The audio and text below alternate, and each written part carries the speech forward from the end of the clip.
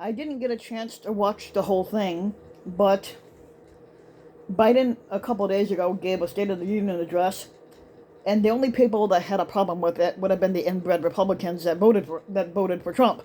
They were the only ones that basically had a problem where they threw a hissy fit. Um, Now last weekend, Donald Trump gave a Klan speech in South Carolina where he announced his state leadership team. Among them was Republican Congressman Joe Wilson, who he introduced as a friend of mine, which is kind of funny because Trump doesn't have friends. Basically, he said that Wilson was that voice, that basically the voice was so beautiful as he called it out in Congress, Congressman Joe Wilson. And that was done from the heart, which Republicans don't have hearts. I don't know if you know or not, but at these times, people loved you for that because it showed honesty, dedication, and the love of your country, right? It showed the exact opposite. Now, what Trump was referring to was back in 2009 when Wilson's notorious outburst at the 2009 State of the Union address, in which he shouted that that Barack Obama was a liar when former President Barack Obama had said that his health care plan would had denied that his health care plan would cover undocumented immigrants, and it was not a lie. The pundits all called for the smelling salts, and Wilson was later reprimanded by Congress and subsequently issued an apology. At the time, it was a shocking breach of decorum that stunned the nation. Now, 14 years later, Republican nutjob Marjorie Taylor Greene had told Wilson to hold her beer, and went on a screaming tirade during President Joe Biden's State of the Union. The Georgia representative was not alone in repeating, screaming, "Liar," and "You lied" during Biden's address last night when he barely lied at all. Now, many of the Republican House members behaved like they were at a WWE wrestling match instead of a joint session of Congress. Now, they simply ignored previous admonitions from newly elected Speaker Kevin McCarthy, who also pursed his lips and mouthed "not true" from the dais, even as he tried to shush his members as they grew increasingly obnoxious. Now, this is par for the course in the extreme ultra-maggot GOP, a phrase McCarthy asked Biden not to use in his speech because it apparently hurts the feelings of the sensitive extreme ultra-maggot inbreds. Now, after all, their dear leader told Joe Wilson just a week ago that calling the president a liar in the State of the Union is a patriotic act. So of course they were going to do it, and it's anything but patriotic.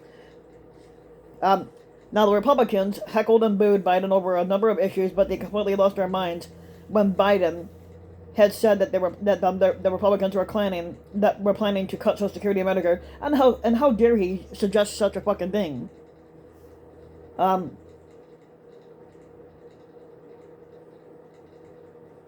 Now, wherever did Biden get this idea, do you think?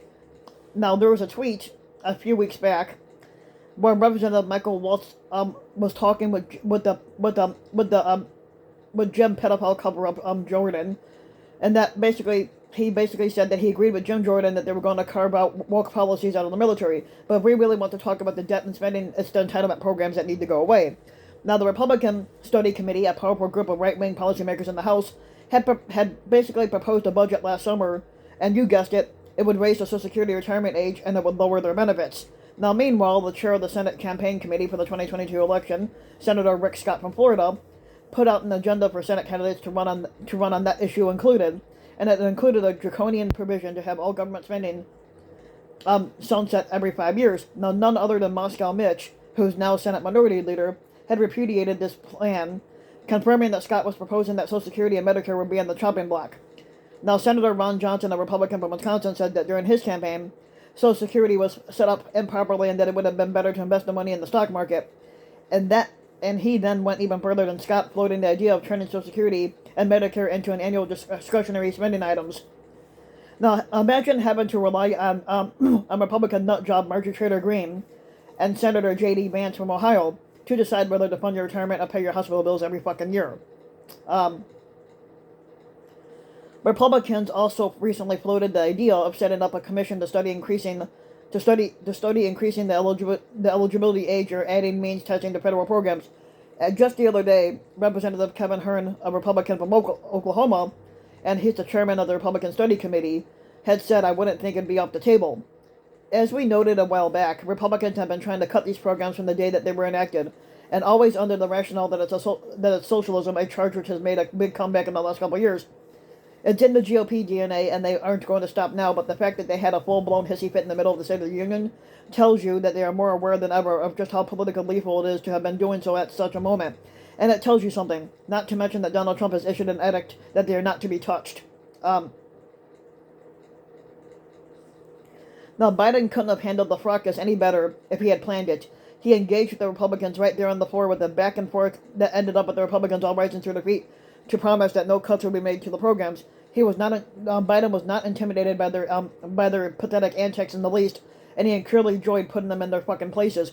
He was in his element and jousting with political opponents, it's the picture of a happy warrior. Now, this State of the Union speech was one of Biden's best moments as president. He hit all the expected notes of empathy and concern that we've come to expect from what we should expect from a president. Now, particularly when he introduced the parents of Tyree Nichols and proposed new plans for police reform, he pulled no punches when he spoke of the erosion of democracy and harkened back to the January 6th Klan attack that Trump incited, as Kevin McCarthy sulked behind him looking as if he just sucked on a kumquat. His speech was a well-written recitation of the major accomplishments achieved by the administration in the last 2 years alone, and delivered with the sense of confidence that he'll be able to finish the job, and the theme of the address and a clear indication that he's going to run for another term. The economic news is good, even if it hasn't hit home yet to a majority of this country. Now the fact of the matter is that there is always a lag between the economic numbers turning around and the public's perception of that in their own lives, and largely because all they hear is gloom and doom from much of the media. Getting them to break out of that rut may be the best consequences of the successful speech. Now, the press has been relentlessly hammering him for months, sensing weakness and using that as an opening to demonstrate that they are unbiased. As Chauncey DeBega from Salon had basically said the other day, the news media has engaged in endless false equivalency and both sidism, where Biden's failures have been amplified, while Trump and the Republican fascist law-breaking, criminality, and existential danger to American democracy and society have in many ways been downplayed by foe. Now, Biden's confident performance and thinking quickly on his feet and engaging with the opposition may just give the media the motivation to reset a bit and start reporting the good news about the economy and giving Biden a little bit of credit for the change. And when all was said and done, and without a shred of self-awareness, Arkansas Governor Fat Fuck Sanders delivered the GOP rebuttal to Biden's address and said, "It's not about Democrats or Republicans. It's about normal and crazy." And she's right, of course. The country has seen the new GOP House maggot majority in action twice in the last month. First, when they spent days acting like spoiled children when trying to elect a speaker, almost culminating in physical violence on the House floor. And now this juvenile display at the State of the Union address, it's clear as day who is normal and who the fucking crazies are. Yeah, the Republicans are the fucking crazy ones. So if you like the video, you can give the video a like and subscribe to my channel, RBW King. You can also leave a comment, let me know what you think. But if you want to support my work even further, you could subscribe to my channel, and you could also hit the notification bell so that you know when a new video comes out. And if you want to support my work even further, you can donate to my Patreon link, which you can find in the About section of YouTube. And for just a little as a few bucks for a video, your donation can help go a long way, and thanks for listening.